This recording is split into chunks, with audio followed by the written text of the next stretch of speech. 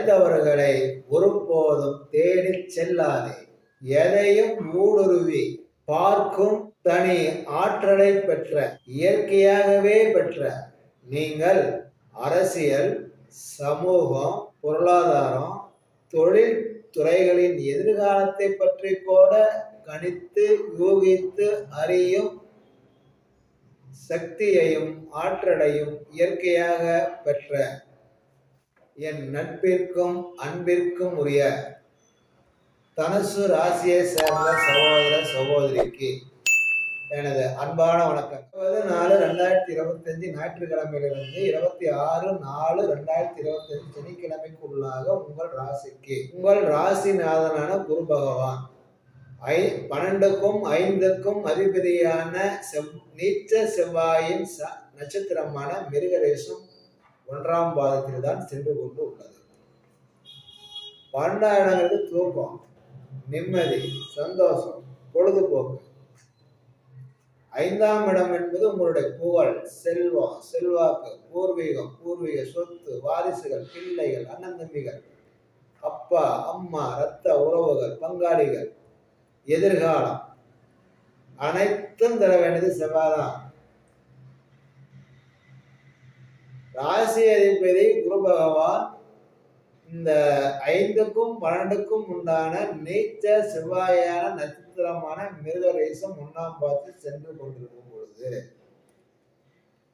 இத்தனையும் கை வைக்கும். ராசிக்கு 4ஆம் இடத்துல சனி ராகு உட்காந்துருக்கா. தாய் வழி சொந்தம், அப்பா வழி சொந்தம், மனைவி வழி சொந்தம் எல்லாமே வேலை காட்டுங்க. சரியா? அதனால நண்பர்களே, தனுசு ராசி பிறந்த சகோதர சகோதரிகளே, 27 வருடங்களுக்கு ஒரு முறை அனைவருக்குமே ஜீவராசிகளால் இந்த பூமியில் உற்பத்தியாகிவிட்டால், மனிதர்களால் உற்பத்தியாகிவிட்டால், விண்வெளி அண்ட வெளியில் இருக்கும் நட்சத்திரங்கள், கிரகங்கள், அதனுடைய ஒளி வீச்சு, அதனுடைய தாக்கம், குறிப்பிட்டு இந்த சனீஸ்வரனுடைய தாக்கம் அனைத்து ராசியை சேர்ந்தவர்களுக்கும் 27 வருஷங்களுக்கு ஒரு முறை ஏழரை சனியாகவோ, கண்ட சனியாகவோ, அஷ்டம சனியாகவோ, அப்படி ஏதோ ஒரு சனியாக வரதான் செய்யும். இயல்பு, இயற்கை, நியதி. தனுசு ராசியை சேர்ந்த சகோதர சகோதரர்களுக்கு இந்த வருஷம் ராசிக்கு 4ஆம் இடத்துல சனீஸ்வரம் போய் அமர்ந்துள்ளது. 4ஆம் இடம் என்பது உங்களுடைய சுகம், நிம்மதி, சந்தோஷம், தொழில், உத்தியோகம், வேலை பார்க்கறது, சக ஊழியர்கள், அப்பாவுடைய ஆயுள், அவருடைய நடவடிக்கை, அம்மா வழி சொத்து, சொந்த வீடு, பழைய வீட்டை அடிச்சு விட்டு புதுசாக கட்டுறது, வாடகை வீட்டை மாற்றிக்கிட்டு வேற வீட்டுக்கு போகிறது, இந்த மாதிரி வாழ்நாளையோடு வாழ்க்கையோடு தொடர்பில் உள்ள 24 மணி நேரமும் இணைக்கப்பட்டுள்ள உறவுகள், பொருள்கள் சம்பந்தமான இடத்துல தான் சனீஸ்வரம் போய் உட்காரு. இந்த வாரம் பொதுவாக சித்திரை மாதம் எப்பப்பெல்லாம் வருதோ அப்பப்பெல்லாம் சூரியன் 5ஆம் இடத்துல போய் உச்சமாயிடும். செவ்வாய் நல்ல நிலைமையில இருந்துச்சுன்னா சித்திரை மாசம் சூரிய உச்சமாகிறப்ப வாரிசு வளர்ச்சி, முன்னேற்றம், கௌரவம், அந்தஸ்து, சொந்த பந்தத்திட்ட உங்களுக்கு தனி மரியாதை, ஒரு கௌரவம், ஒரு ராஜ மரியாதை, கம்பீரம் எல்லாமே இருக்கும். ஆனா இந்த வருஷம் 9க்கு உண்டான சூரியன் 5ல போய் உச்சமாகி 5க்கு உண்டான செவ்வாய் நீச்சத்துக்கு போயிருந்தா அப்படியே தலைகீழா நடக்கும் இந்த சித்திரை மாசம். அப்போ சுருக்கமா நான் என்ன சொல்ல வரேன் அப்படின்னா,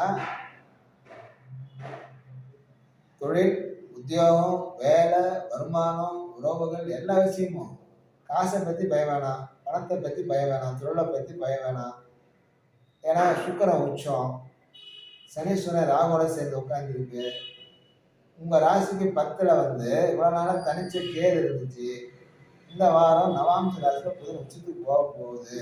அப்படி போறப்ப தென்மேற்கு திசையில இருந்து புதிய தொழில் வாய்ப்பு, வருமான வாய்ப்பு, தொழில் வளர்ச்சி, முன்னேற்றம், பழைய நண்பர்கள், பழைய வாடிக்கையாளர்கள், அவங்களால ஆதாயம், நன்மை, உங்கள் அப்பா வழி பழைய உறவுகள் தேடி வர்றது, அவங்களால தொழில் வளர்ச்சி முன்னேற்றம், மாமன் மச்சானால தொழில் வளர்ச்சி முன்னேற்றம், உங்களுடைய தொழிலில் உங்களுக்கு ஒரு ஞானம் பிறக்கிறது, அறிவு பிறக்கிறது, புதுசாக ஏதாவது ஒன்று செஞ்சு தொழிலை வளர்க்கறதுக்கு முயற்சி இருக்கிறது. இது அத்தனையுமே தளங்களில்லாமல் நடக்க போகுது.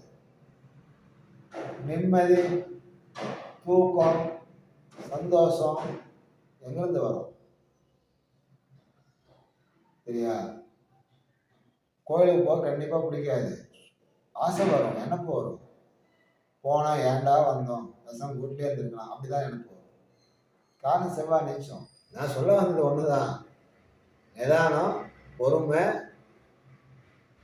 இந்த வாரம் கடைபிடிக்கணும், இவ்வளோதான் சொல்லுவோம். சித்திரை மாதம் 30 நாள் வரைக்குமே மருத்துவ செலவு மாறி மாறி கொஞ்சம் கொஞ்சம் வரும், அது பார்த்துக்கணும். வீடு, நிலம், கட்டுமானம் இது சம்மந்தமாக செலவுகள் இருக்குது, கடன் இருக்குது, கொஞ்சம் தாமதம் தடைகள்லாம் கூட இருக்குது. இதில் கடனை உடனே வாங்கி வர செலவுகளை சமாளிச்சுட்டு வருவீங்க, வெளிக்கூட சொல்ல மாட்டீங்க. வீட்டில் இருக்கிறவங்க கூட நான் இவ்வளோ கஷ்டப்படுறேன் அவ்வளோ கஷ்டப்படுறேன் அப்படிலாம் கூட பேச மாட்டீங்க. மனசுக்குள்ளாரே ஒரு தியாகி போல வாழ்வீங்க. தம்பி, குழந்தைங்க, பிள்ளைங்க, வாரிசுங்க, பங்காளிங்க இவங்கெல்லாம் இந்த வாரம் குறிப்பாக சித்திரை மாதம் அவங்களால பெருசாக நல்லது நடந்துடும், அப்படி அவங்களால நிம்மதி கிடைச்சிடும் அப்படிலாம் சொல்கிறதுக்கெல்லாம் இல்லை. அதனால் அப்படியே நேக்காக அப்படியே சகிச்சுக்கிட்டு பொறுமையாக அவங்களை கவனிக்கும். ஆனால் ஒன்று செய்வீங்க, என்ன பண்ணுவீங்க அப்படின்னா, வாரிசு, குழந்தை, அதே மாதிரி வாழ்க்கை துணை, அம்மா அப்பா, இந்த மாதிரி விஷயங்கள்ல அவங்க எதிர்காலத்துக்கு தேவையான சில நல்ல காரியங்களை செஞ்சு வைக்கும். மிகப்பெரிய வாரம் இந்த வாரம் நவம்பர் ராசியில் புதன் கேதோட சேர்ந்து தொழில் சனத்தில் உச்சப்பலம் பெறுவதால் தென்மேற்கு திசையில் பழைய நண்பர்கள், பழைய உறவுகள் இவங்க மூலியமா தொழில் வளர்ச்சி எதிர்பாராத விதமாக திடீர்னு உருவாகும், நினைச்சு கூட பார்க்க மாட்டீங்க. நீங்க மூல நட்சத்திரத்துல பிறந்திருந்தா வருகின்ற 20ஆம் தேதி, 21, 22ஆம் தேதி, 23, 25ஆம் தேதி இந்த தேதிகளில் நீங்க எந்த முயற்சி எடுத்தாலும், எந்த வேலை செய்தாலும் வெற்றிகளையும் லாபங்களையும் பெறுவீர்கள். நீங்கள் பூராடம் நட்சத்திரத்தில் பிறந்திருந்தால் 20ஆம் தேதி, 21ஆம் தேதி, 22, 23, 24, 25 இந்த வாரம் பூராமே நன்மைகளும் வெற்றிகளும் கிடைக்கும். நீங்க உத்திராடம் 1ஆம் பாதத்துல பிறந்திருந்தா 21, 22, 23, 25 இந்த தேதிகளை நன்மையும் வெற்றிகளும் கிடைக்கும். இந்த தேதிகளை வெற்றியும் கிடைக்கும், நன்மையும் கிடைக்கும். கூடவே குழந்தைகள், ரத்த உறவுகள், அப்பா அம்மா, சகோதர சகோதரி அவங்க செயல்ல, அவங்க விஷயத்துல அவங்கள சீர்திருத்தப்படுத்துறது, ஒழுங்குபடுத்துறது, சிறைப்படுத்துறது, புத்தி சொல்றது இதுவும் ஒரு பக்கம் நடக்கும். அவர்களை சீர்படுத்தி ஒழுங்குபடுத்தி நல்ல நிலைமைக்கு கொண்டு வர பாடுபடுவீங்க, முயற்சி எடுப்பீங்க, அது வெற்றியும் கிடைக்கும். இந்த வாரம் உங்களுக்கு எதிர்பாராத தொழில் வளர்ச்சி, முன்னேற்றம் தென்மேற்கு திசையிலிருந்து உருவாக போகின்றது. பயன்படுத்திக் கொள்ளுங்கள். வாழ்த்துக்கள். வணக்கம்.